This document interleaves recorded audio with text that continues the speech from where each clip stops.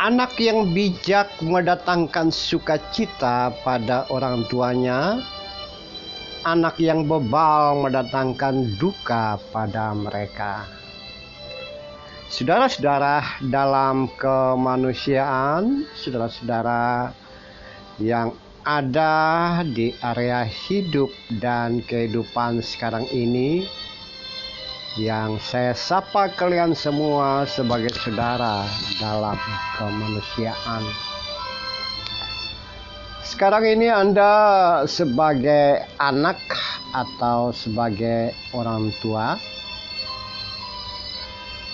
atau sebagai orang dewasa yang gundah gulana terhadap anak-anak Anda sendiri,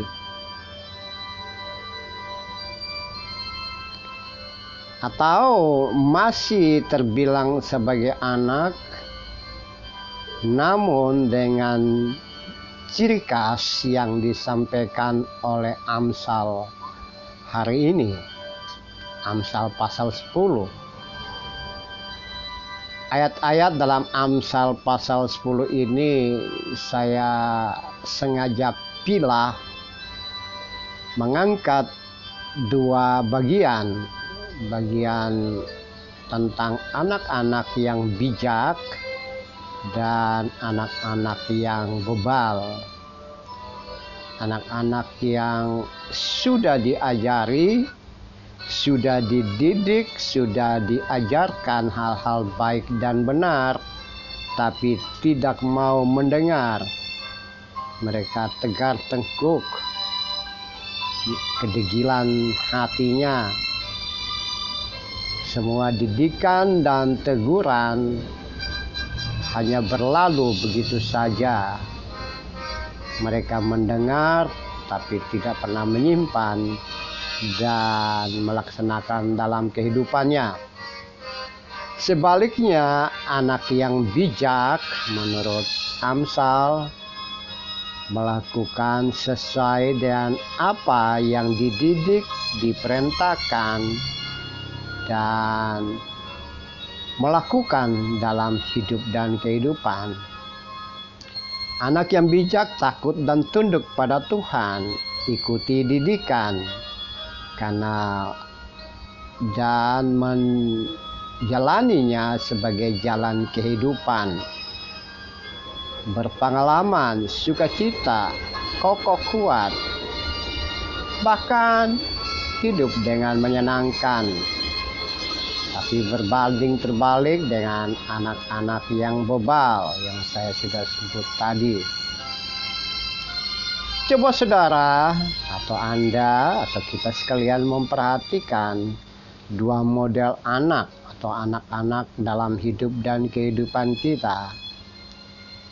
Mungkin mereka nyaris seperti anak yang bebal, anak yang tidak dengar-dengaran, anak yang kepala batu, anak yang memberontak, atau anak yang walaupun sudah mendapat didikan dan teguran, tapi dia tetap tidak mau berubah.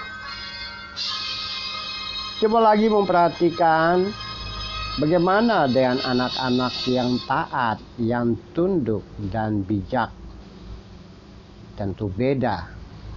Namun jika ada seperti itu, jika ada di lingkaran kita, di tengah keluarga kita, atau di rumah kita, dua model anak seperti itu, dua-duanya adalah anak kita.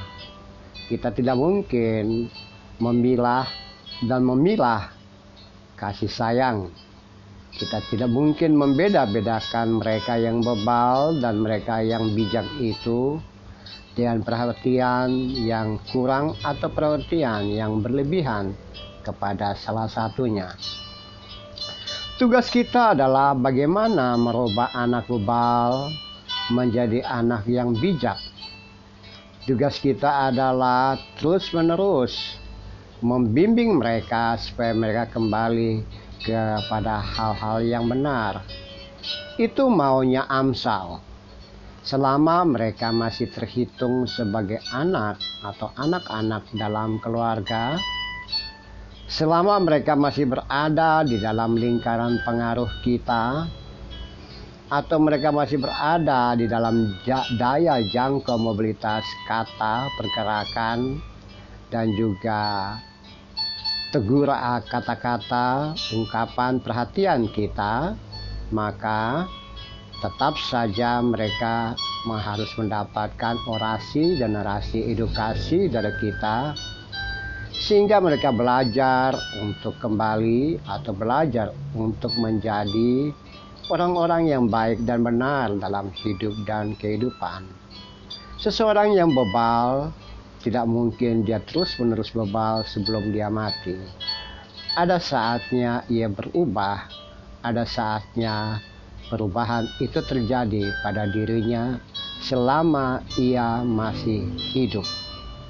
Namun, jika ia tidak berubah dan sampai akhir hidup dan kehidupannya dia tidak pernah berubah, maka itu adalah urusan Tuhan.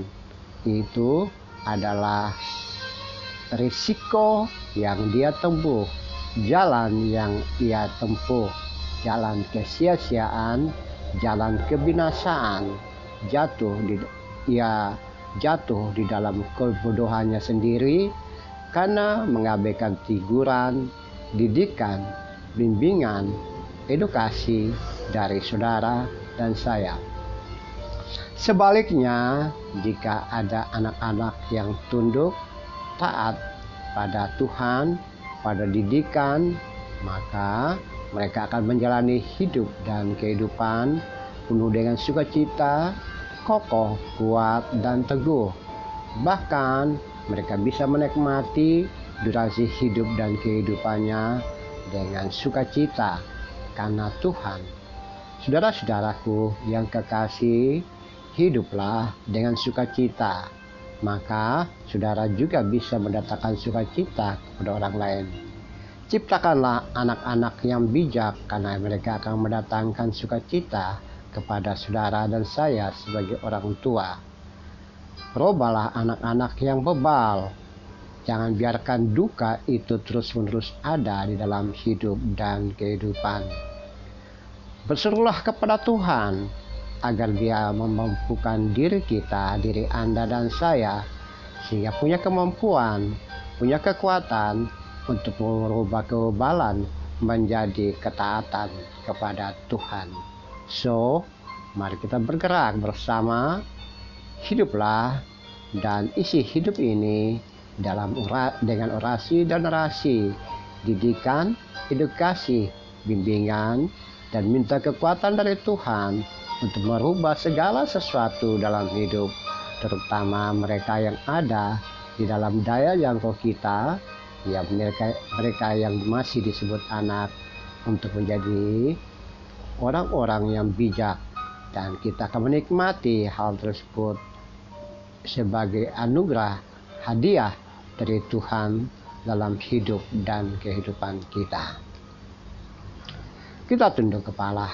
Tuhan, jadikan kami sebagai perubah manusia, sehingga di sekitar kami adalah orang-orang yang bijak, yang mendatangkan sukacita kepada kami. Amin.